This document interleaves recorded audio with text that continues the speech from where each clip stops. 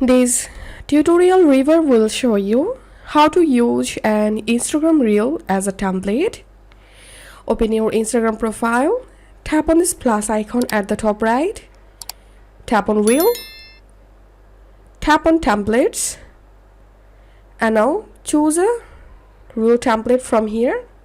I'm gonna selecting this one and tapping on use template.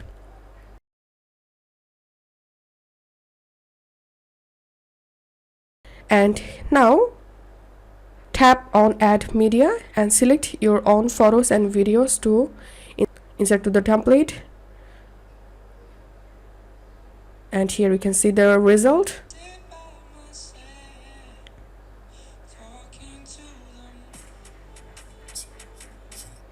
So that's how we can use an Instagram reel as a template. If you find this video helpful, make sure to subscribe Tutorial River. See you in the next video.